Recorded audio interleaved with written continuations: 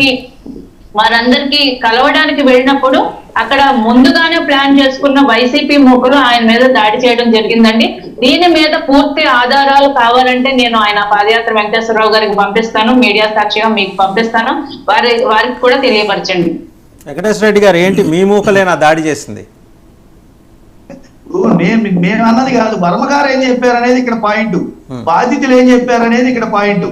నేనేమంటానంటే వండి వడ్డించి వార్చడానికి అంటే మీరు చెప్పేది ఏంటంటే వర్మగారు వండి వడ్డించి వార్చారంటారా? దాడి జరిగింది వర్మగారి మీద, స్టేట్మెంట్ ఇచ్చింది వర్మగారు, ఇప్పుడు చేశారని స్టేట్మెంట్ ఇవ్వలేదండి. ఒక్కసారి మీరు రీచెక్ చేసుకోండి సార్. వర్మగారే సాక్షాత్ వర్మగారే చెప్పారు దీనికి జన సైనికులకు సంబంధం లేదని. Please recheck sir. తల్లి వీడియో మీరు కూడా ఒకసారి రీచెక్ చేసుకోండి, రీచెక్ చేసుకున్న తర్వాతనే దాని గురించి మాట్లాడదాం. సరే, ఇప్పుడు టాపిక్ డైవర్ట్ అవుతుంది. సరే, దాడి జరిగింది, ఎవరు తీసుకురాలేము. దేశవ్యాప్తంగా గతంలో మనకు స్వతంత్రం వచ్చిన దగ్గర నుంచి చూసుకుంటే ఇప్పటి వరకు ఎక్కడైనా సరే కార్యకర్తలే నష్టపోతున్నారు.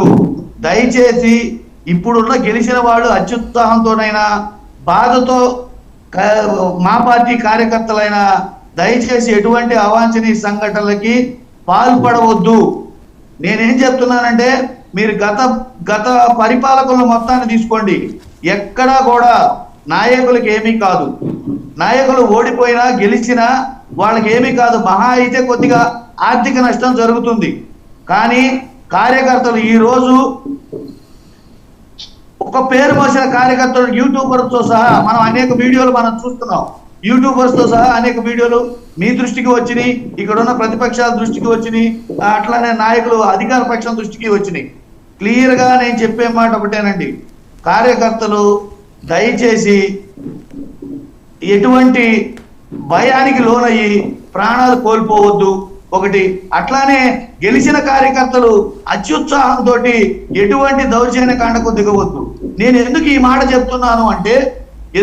చెప్తున్నానంటే ఈ అత్యుత్సాహంతో పాల్గొన్న కార్యకర్తల్ని 100% అధికార పక్షం ఎంకరేజ్ చేస్తుందని కానీ గుర్తిస్తుందని కానీ ఏదో ఆశించి చేస్తే వాళ్ళకి ఏదో మేలు చేస్తుందని కూడా నేను అనుకోవట్లేదు. ఎందుకంటే రాజకీయ పార్టీలో 99 నుంచి నేను రాజకీయాల్లో ఉన్నా, చాలా ఎక్స్పీరియన్స్ తోటి ఉన్నా. కానీ నష్టపోయేది కార్యకర్తలు. ఈరోజు ప్రాణ భయంతో రాష్ట్రాలు దాటి పిల్లలను వదిలిపెట్టి, భార్యను వదిలిపెట్టి, కుటుంబాన్ని వదిలిపెట్టి ఎక్కడికెక్కడికో పారిపోయి తింటున్నారో తినట్లేదు, ఉంటున్నారో ఉండట్లేదు, బ్రతికున్నారో లేదు అనే దీంతో పారిపోవాల్సిన పరిస్థితి కార్యకర్తలకే వచ్చింది. ఏ నాయకులకి రాలా, ఒక ఎమ్మెల్యే స్థాయి నాయకులకి ఎవరికి రాలా. కేవలం కార్యకర్తలకి, యూట్యూబర్స్కి, సోషల్ మీడియాలో పాల్గొన్న వాళ్ళకి, డిబేట్స్ లో పాల్గొన్న వాళ్ళకి, లేదా గ్రామ లెవెల్లో పనిచేస్తున్న కార్యకర్తలకే వచ్చింది.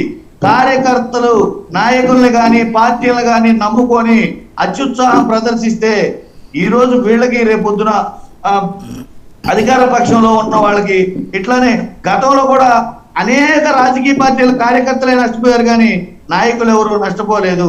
నాయకులు మ్యాక్సిమం నష్టపోతే ఆర్థికంగా నష్టపోతారు. ప్రాణాలు పోయిన నాయకులు ఎవరు లేరు, కుటుంబాలను పోగొట్టుకున్న నాయకులు ఎవరు లేరు, ప్రాంతాలు విడిచి పారిపోయిన నాయకులు ఎవరు లేరు. కేవలం కార్యకర్తలకే ఈ ఎఫెక్ట్ ఉంటది. కాబట్టి ఎవరు అత్యుత్సాహం ప్రదర్శించొద్దు, ఎవరు ప్రాణాలను అతిగా నమ్ముకొని ప్రాణాలు ఎవరు పోగొట్టుకోవద్దు. దయచేసి నేను కార్యకర్తలకి ఈ విన్నపం చేస్తున్నా. మీరు చెప్పింది వింటుంటే అర్జున విషాద యోగం సారాంశం గుర్తొస్తుంది భగవద్గీతలో. అన్నీ అయిపోయింది.